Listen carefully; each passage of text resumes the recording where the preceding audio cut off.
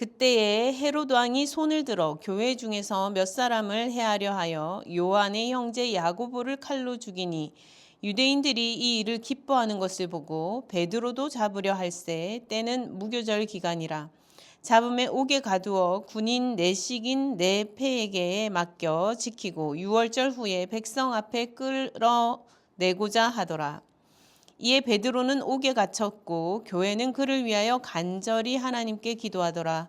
헤롯이 잡아내려고 하는 그 전날 밤에 베드로가 두 군인 틈에서 두 쇠사슬에 매여 누워 자는데 파수꾼들이 문 밖에서 옥을 지키더니 호련히 주의 사자가 나타나매 옥중에 광채가 빛나며 또 베드로의 옆구리를 쳐 깨워 이르되 급히 일어나라 하니 쇠사슬이 그 손에서 벗어지더라. 천사가 이르되 띠를 띠고 신을 신으라 하거늘 베드로가 그대로 하니 천사가 또 이르되 겉옷을 입고 따라오라 한대 베드로가 나와서 따라갈새 천사가 하는 것이 생시인 줄 알지 못하고 환상을 보는가 하니라. 이에 첫째와 둘째 파수를 지나 시내로 통한 쇠문에 이르니 문이 저절로 열리는지라. 나와서 한 거리를 지나매 천사가 곧 떠나더라. 이에 베드로가 정신이 들어 이르되 내가 이제야 참으로 주께서 그의 천사를 보내어 나를 헤롯의 손과 유대 백성의 모든 기대에서 벗어나게 하신 줄 알겠노라 하여 깨닫고 마가라 하는 요한의 어머니 마리아의 집에 가니 여러 사람이 거기에 모여 기도하고 있더라. 베드로가 대문을 두드린데 로데라 하는 여자아이가 영접하러 나왔다가 베드로의 음성인 줄 알고 기뻐하여 문을 미처 열지 못하고 달려 들어가 말하되 베드로가 대문 밖에 섰더라 하니 그들이 말하되 내가 미쳤다 하나 여자아이는 힘써 말하되 참말이라 하니 그들이 말하되 그러면 그의 천사라 하더라. 베드로가 문 두드리기를 그치지 아니하니 그들이 문을 열어 베드로를 보고 놀라는지라. 베드로가 그들에게 손짓하여 조용하게 하고 주께서 자기를 이끌어 옥에서 나오게 하던 일을 말하고 또 야고보와 형제들에게 이 말을 전하라 하고 떠나 다른 곳으로 가니라. 날이 샘에 군인들은 베드로가 어떻게 되었는지 알지 못하여 적지 않게 소동하니 헤롯이 그를 찾아도 보지 못하매 파수꾼들을 신문하고 죽이라 명하니라. 헤롯이 유대를 떠나 가이사랴로 내려가서 머무니라. 헤롯이 두로 시돈 사람들을 대단히 노여워하니 그들의 지방이 왕국에서 나는 양식을 먹는 까닭에 한 마음으로 그에게 나와 왕의 침소 맡은 신하 블라스도를 설득하여 화목하기를 청한지라. 헤롯이 나를 택하여 왕복을 입고 단상에 앉아 백성에게 연설하니 백성들이 크게 부르되 이것은 신의 소리요 사람의 소리가 아니라 하거늘 헤롯이 영광을 하나님께로 돌리지 아니하므로 주의 사자가 곧 친히 벌레에게 먹혀 죽으니라. 하나님의 말씀은 흥왕하여 더하더라. 바나바와 사울이 부조하는 일을 마치고 마가라 하는 요한을 데리고 예루살렘에서 돌아오니라. 아멘. 네, 오늘 우리가 보는 사도행전 12장 이 본문은 아주 충격적인 사건이 나오면서 시작되고 있습니다. 교회에 기둥같이 있던 사도 야고보가 순교하는 그런 내용이 처음에 등장하고요. 그리고 바로 이어서 사도 베드로가 옥에 갇히는 그러한 사건이 기록되고 있습니다. 이 모든 배후에는 헤롯 왕이 있었지요. 헤롯 왕이 이 야고보를 죽이고 그리고 베드로도 죽이려 하고 있었습니다. 그의 이러한 의도는 오늘 본문에 보니까 유대인들이 지금 야고보를 죽였을 때 유대인들이 이 일을 기뻐하는 것을 보고라는 그런 기록을 통해서 그 의도가 어떠한지 우리가 살펴볼 수 있습니다. 헤롯은 지금 민심을 더 얻으려고 사람들의 인기를 더 얻으려고 하고 있는 것이죠. 유대의 절기로 유월절로 사람들이 많이 모였을 때를 특히 활용해서 그 유대인들의 마음에 지금 그리스도인들이 지금 분란이 되고 있다 생각하였기 때문에 이 그리스도인을 죽이는 그러한 일들을 통하여서 유대인의 마음을 사고 싶었던 것이죠. 그들의 환심을 사고 싶었습니다. 그렇게 할수록 그의 권력은 더욱더 든든하여져 갈 것이기 때문입니다.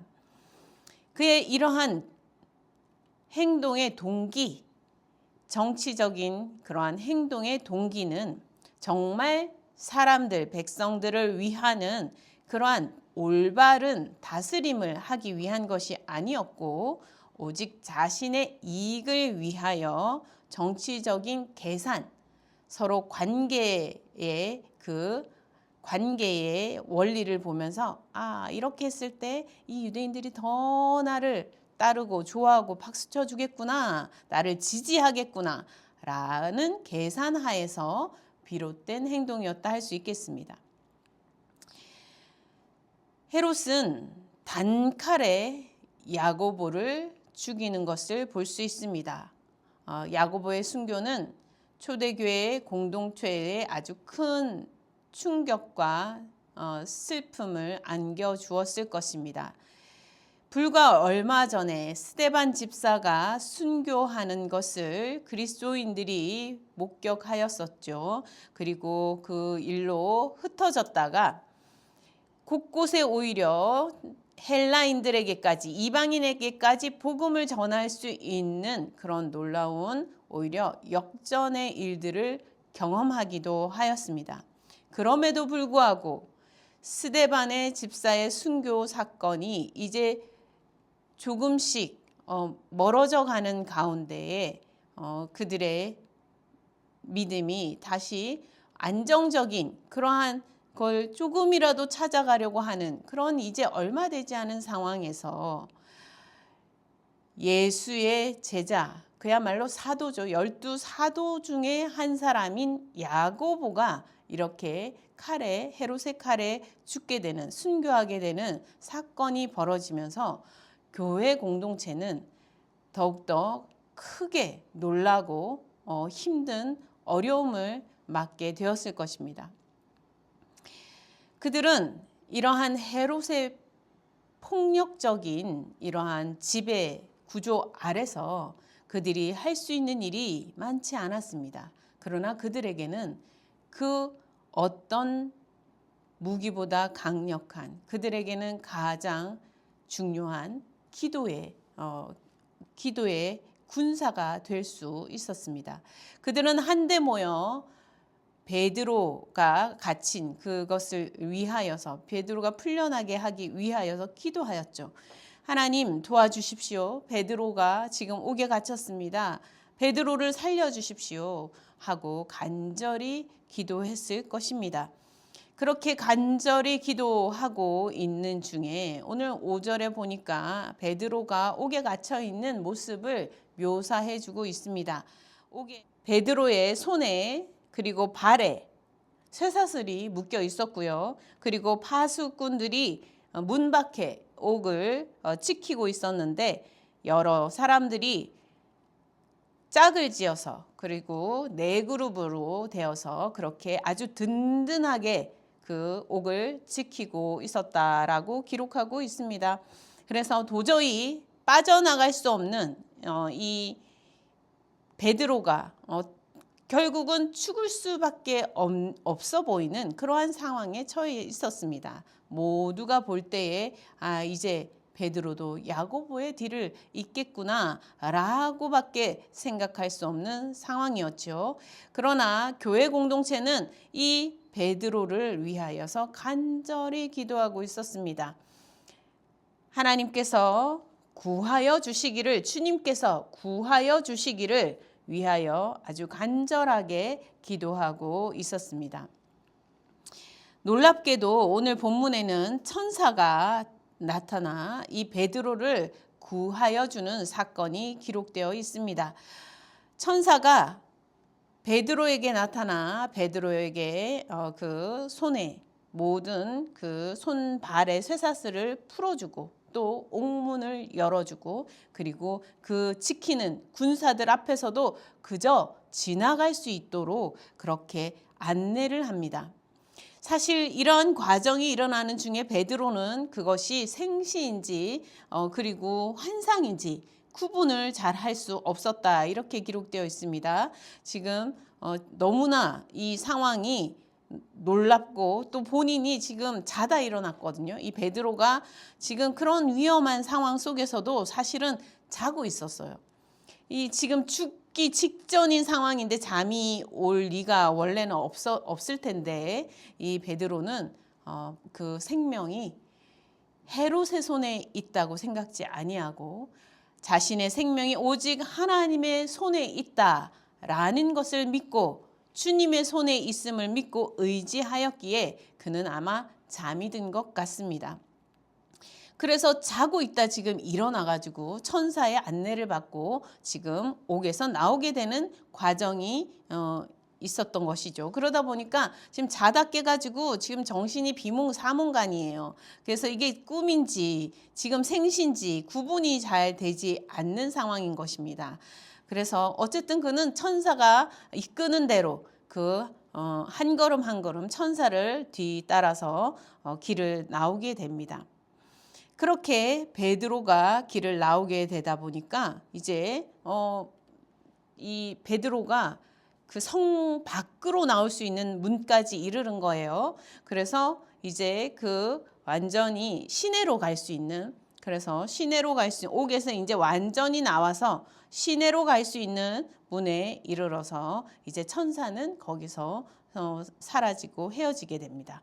그리고 이제 이 베드로가 어디로 가느냐 하면은 요한의 어머니 마리아의 집에 가게 되는데, 갔더니 거기 이제 기도하고 있는, 문을 막 두드려 가지고 자 계세요 계세요 하고 문을 두드리는데, 거기에서 로데라는 거기 여자아이가 이제 문을 열어주는 역할을 하는 여자아이가 나왔어요. 그래서 깜짝 놀라가지고 이제 베드로를 보고 너무 놀란 거예요. 그래가지고 너무 놀란 나머지 문을 열어서 들어오라고 해야 되는데 그걸 깜빡 잊어버리고 그냥 너무 소스라치게 놀라서 문도 열어주지 않은 채로 지금 혼자 들어가는 거예요. 들어가서 베드로가 왔어요, 베드로가 왔어요 소리를 지르면서 사람들에게 그 소식을 알립니다.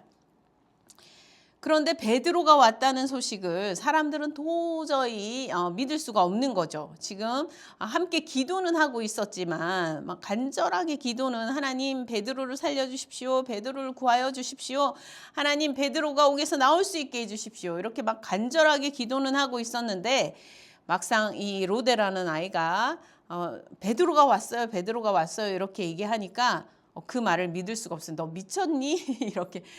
지금 베드로는 옥에 있는데 베드로가 어떻게 여기로 오니? 하고 그렇게 얘기를 하는 것이죠.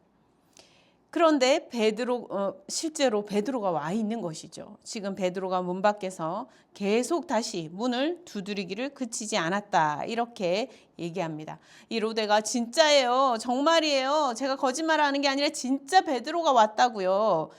이 당시에 아마 이 요한의 그 어머니 마리아의 집이 이렇게 그 입구에서부터 조금 거리가 떨어져 있는 곳에 이렇게 집이 있었던가 봅니다. 이렇게 기도하는 공간이. 그러니까 문을 두드려도 안에서는 들리지 않은 것이죠.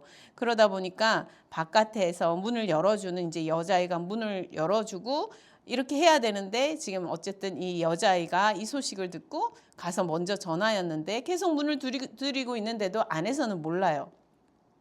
그래서 진짜입니다, 정말입니다, 이렇게 이제 그렇게 말하니까, 아니 베드로의 천사일 거야, 아마 너가 베드로를 위해 보낸 천사를 너가 잘못 봤나 보다, 한번 나가보자, 이렇게 해가지고 이제 나갔더니 진짜 베드로가 거기에 서 있는 것입니다.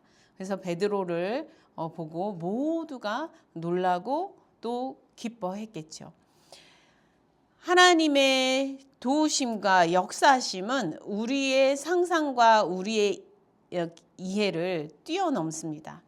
우리가 하나님께 기도하고 하나님의 도우심을 구하고 하나님의 함께하심을 구하지만 사실 우리는 하나님께서 어떻게 우리를 도우실지 우리는 전혀 알지 못하죠.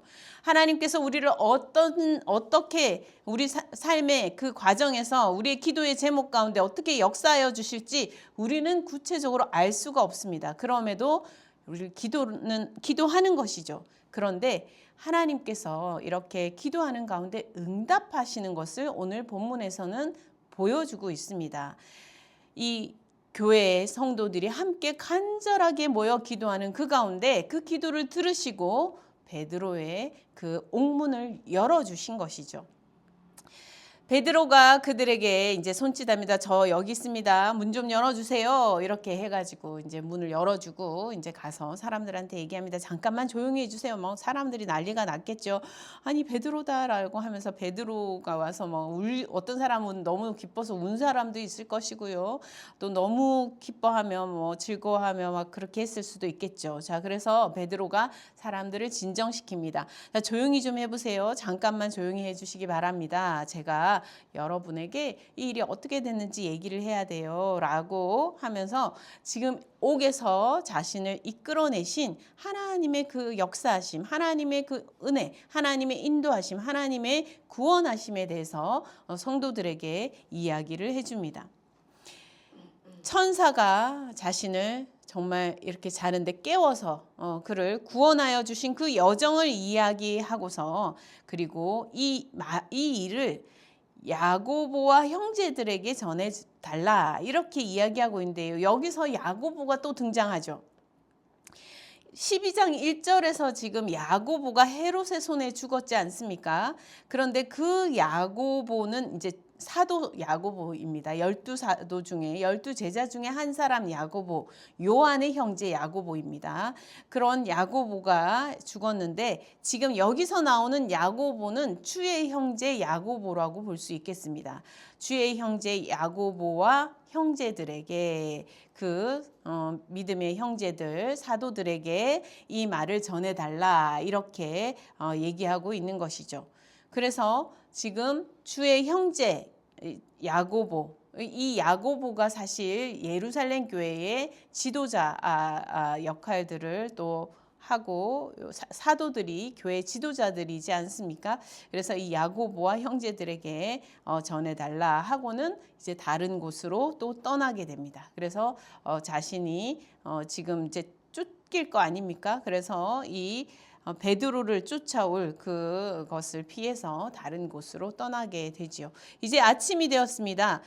이제 그 옥에서는 난리가 났습니다. 분명히 문을 꼭꼭 지키고 있었는데 베드로가 사라진 거예요. 한 사람이 지킨 것도 아니고 두 사람이 지킨 것도 아니고 여러 사람이 짝을 지어서 네 그룹으로 해가지고 겹겹이 이 옥문을 지키고 있었고 심지어 쇠사슬에 그를 꼭꼭 묶어 두었는데 어찌된 일인지 베드로는 하늘로 솟았는지 땅으로 꺼졌는지 정말 보이지가 않았습니다. 그 사이에 사람들이 아무도 베드로를 본 적이 없다는 거예요. 거기에 지키고 있는 이들도 베드로를 본 적이 없다고 말하고 있습니다. 그러니 결국은 이제 소동이 벌어졌습니다. 아니 어떻게 사람이 이렇게 하늘로 솟은 거야? 땅으로 꺼진 거야? 어떻게 이런 일이 있을 수 있지? 도대체 무슨 일이지? 소문에 여러 소동이 곳곳에서 일어났습니다.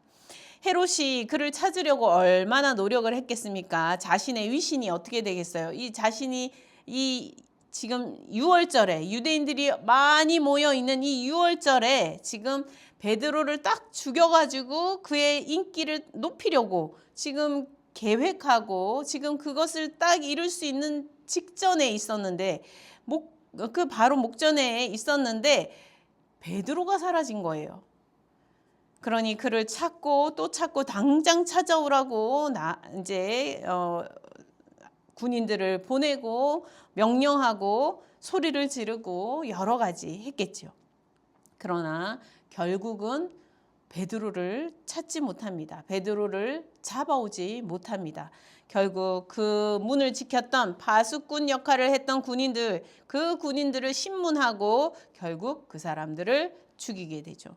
이 헤롯은 굉장히 자신의 이익을 위하여 무고한 사람들을 죽이는 것을 두려워하지 않습니다. 자신에게 권력이 주어져 있다고 하여서 그 권력으로 무고한 사람을 죽여도 된다라고 착각하고 있습니다. 그러나 하나님께서는 그렇게 보시지 않습니다. 하나님께서는 무고한 사람을 죽여도 되는 그런 권력을 헤롯의 손에 들려준 것이 아닌 것입니다. 헤롯에게 그 권력이 쥐어지게 허락하신 것은 백성들을 다스리고 올바르게 다스리고 그들을 돌보라는 의미에서 권력이 주어지도록 허락하신 것입니다. 그런데 권력을 얻게 된 이 헤롯은 이제 착각을 하는 것이죠. 그 권력이 내 것이다. 내가 원하는 대로 써도 된다라고 착각을 하는 것입니다. 이러한 착각 속에서 그는 야고보를 죽였으며 베드로를 죽이려 하였고 또한 파수꾼들을 또 이 파수꾼들이 사실은 지금 그들을 놓친 그런 그 베드로를 놓쳐서 책임을 다하지 않았다 이렇게 하지만 사실 실질적으로는 어떻습니까? 이 파수꾼이 이 베드로를 놓치고 싶어서 놓친 것입니까? 놓아준 것입니까? 그런 것도 아니지요. 이 베드로가 죄인이 아니지만 죄인이라고 가정하였다 하더라도 이 베드로를 지켜야 하는 그들의 의무가 있었다 하더라도 지금 베드로를 지킬 수 없는 상황에서 그들은 베드로를 어쩔 수 없이 지킬 수 없었던 그런 상황인 것입니다. 그러나 그 헤롯에게는 그것이 중요하지 않죠.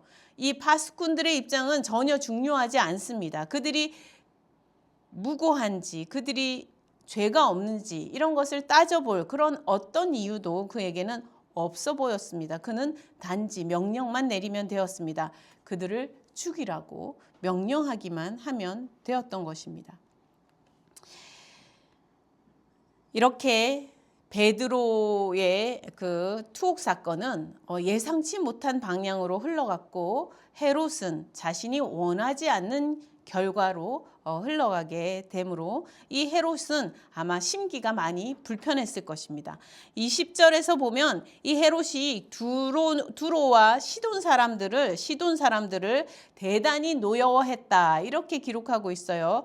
그 심기가 불편하고 그 노여움이 지금 이제 더 확대되고 더 커지고 그러면서 주변에 두로와 시돈 사람에게도 그 노여움이 또 커져가고 있었습니다. 그래서 그들에 대한 노여움은 뭐였냐면 이 두로와 시돈 사람들이 이 지금 헤롯이 다스리는 그 지역에서 뭔가 이익을 얻으면서 살아간다는 거예요. 그들이 먹고 마시는 것이 그 헤롯이 다스리는 그 자기의 지역, 자기의 그 지역에서 나는 것을 통하여서 두로와 시돈 사람들이 유익을 얻게 되는 것이 보기가 싫은 것입니다. 이 헤롯 앞에 사실 이 헤롯이 노여워하고 있는 것을 두로와 시돈 사람들이 알고 있는 거예요. 그래서 두로와 시돈 사람들이 헤롯 앞에 찾아옵니다. 찾아와 가지고 그 침소를 맡아 있는 아주 측근 신하 블라스도라는 사람을 이제 측근에 있는 블라스도라는 사람을 설득을 해가지고 우리가 뭐 이렇게 뭐 조공을 바치든지 뭐 이게 뭔가 뇌물을 드리든지 해가지고 좀 화목하게 잘 지내기를 바랍니다. 아마 이렇게 청했던 것 같아요. 권력자에게 이렇게 뭔가 바쳐야만 하는 그러한 관계를 만들어가는 권력자는 사실 좋은 권력자가 아니죠. 뭔가 바쳐야만 좋은 관계를 유지할 수 있도록 만들어가는 그런 권력자는 사심이 가득한 권력자라고 할 수 있습니다. 사심이 가득한 권력자에게 더욱더 그러한 사람들이 더 많아지고 더 줄을 잇게 되는 것이죠. 이 헤롯은 그런 노여움을 그대로 그가 정치적인 어떤 행동으로 보일 수 있는 사람이었기 때문에 그래서 이것을 잘 아는 두로와 시돈 사람들은 그렇게 헤롯을 찾아가게 됩니다. 그래서 헤롯이 이제 왕복을 차려입고는 이제 단상에 올라서 사람들에게 연설을 합니다. 그래서 연설을 하기를 이제 사람들에게 이 자신의 다스림과 자신이 얼마나 이 백성들을 위해서 일을 하고 있는지 일장 연설을 했겠죠. 그렇게 연설을 하는데 이 백성들이 반응이 보면은 백성이 크게 소리 지르면서 그 소리가 사람의 소리가 아니고 신의 소리다 이렇게 이야기하였다라고 기록되어 있습니다. 이 헤롯이 연설하는 모습이 얼마나 대단했는지를 보여주고 있는 거예요. 이 헤롯이 그러니까 이 정치인이 왕이 그저 된 것이 아니라고 볼 수 있어요. 이 헤롯이 왕 자리에 오르기까지 그의 능력이 그 사람들에게 보여지는 연설하는 능력이 아주 탁월하고 사람들의 인기를 얻을 만한 그러한 것이 아주 뚜렷했다는 것을 오늘 이 구절을 보면 잘 알 수가 있어요. 그는 사람들이 어떻게 해야 좋아하는지 그것을 잘 알고 있었습니다. 심지어는 그를 단지 좋아할 뿐 아니라 신의 경지에까지 이르게 바라보게 할 수 있는 그런 언변이 있었어요. 그래서 그를 사람의 소리가 아니다라고 사람들이 하며 신의 소리다 이렇게 떠받들었다는 거예요. 그는 그것을 의도하고 계획하고 그렇게 연설했다고 할 수 있겠습니다. 헤롯이 자신에게 주어진 권한, 그것으로 얻는 영광, 이 모든 것을 하나님께 돌리지 않았다. 오늘 본문 23절에 보면 그렇게 기록되어 있습니다. 하나님께서 주신 그 영광, 손에 맡긴 그 권한을 하나님께로 감사하며 영광을 올려드리지 않고서 자신이 오히려 신의 자리, 하나님의 자리에까지 오르려는 그런 욕심으로 그가 연설하고 사람들에게 행동했다는 것을 보여주는 것이죠. 그러한 것을 통하여서 하나님께서 그를 이제 그 권한을 그에게 허락하여 주시지 않을 뿐만 아니라 그의 생명조차 앗아가게 됩니다. 하나님께서는 그의 생명을 거둬가십니다. 오늘 본문에 보니까 주의 사자가 곧 친히 벌레에게 먹혀 죽으니라. 전혀 예상치 못한, 전혀 상상하지 못한 일이 또 여기서 벌어지고 있습니다. 이 헤롯이 자신이 이렇게 갑작스럽게 죽을 거라고는 상상도 하지 못했을 거예요. 그리고 주변의 사람들도 헤롯이 그렇게 갑작스럽게 죽을 거라고는 상상하지 못했을 것입니다. 신의 형상을 가진 듯한 그러한 사람이구나 감탄하며 사람들이 그를 우러러볼 수밖에 없을 정도였는데 그가 단번에 어느새 죽을 거라고는 어떻게 상상할 수 있었겠습니까? 그러나 하나님께서는 그에게 허락하신 그 권한을 가져가실 뿐 아니라 그에게 허락하여 주시고 계시던 그 생명을 하나님께서 단번에 가져가십니다. 오늘 본문을 통해서 우리는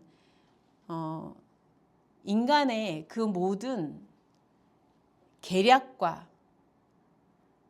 그 모든 대단함, 신의 경지에 이르러 보이는 듯한 연설을 할 수 있을 정도의 그 대단함, 빛남, 영광, 그 모든 것이 다 하나님 앞에서는 아무것도 아니라는 것을 우리는 볼 수 있습니다.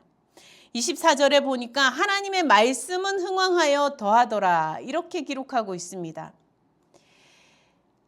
자신의 권력을, 지금 눈앞에 있는 권력을 더 높이 쌓기 위해서 자신이 악을 행하는 것이 두렵지 않았던 이 헤롯, 자기의 명령 하나만 떨어지면 사람도 죽어나갈 수 있는 그러한 것을 오히려 즐기고 있던 헤롯, 그러한 헤롯에게 하나님께서 허락지 않으시면 그 생명이 자기의 것이 아니었던 것입니다. 베드로는 옥에 갇혀서도 자기가 죽게 된 지경에 이르러서도 하나님께 생명이 있는 줄 알고 편히 잠이 드는 것을 보았습니다. 교회 공동체는 베드로를 위하여 힘써 기도하면서 하나님의 주권이, 하나님의 역사하심이 어떠한 고난과 역경 가운데서도 우리와 함께하여 주실 것을 기대하고 있었던 것을 또한 볼 수 있습니다. 물론 하나님께서 구원하여 주셨을 때 놀라고 처음에 믿지 못하고 당황하고 뭐 그런 상황이 있기는 하지만 그럼에도 불구하고 교회 공동체는 기도로 성장하여 가고 있었던 것입니다. 복음이 전하여지고 하나님의 말씀이 전하여지고 그 말씀이 사람들 심령 가운데 거하며 그리스도인으로서 그리스도와 함께 머무는 그러한 것을 배워가면서 기도하는 중에 교회는 성장해 갔다는 것입니다. 그리고 하나님의 말씀은 예상과는 달리 그 바로 전에는 전혀 예상할 수 없었던 그 예상과는 달리 하나님의 말씀은 더욱더 흥황하여 가는 것을 볼 수 있게 되었습니다. 하나님의 역사하심, 하나님의 주권, 이런 것을 우리는 늘 기억해야 합니다. 지금 헤롯과 같은 그러한 권력을 휘두르는 그러한 상황 앞에 우리가 놓여 있다 하더라도 모든 것은 주님께 달려 있고 모든 그 역사는 그 하나님의 손에 달려 있음을 우리는 기억해야 할 것입니다. 어떠한 고난이라도 하나님께서 허락하셨다가 가져가시려면 가져가시며 또 하나님께서 그 생명까지도 하나님께서는 허락하셨다가 가져가시고자 하실 때 가져가실 수 있는 것입니다.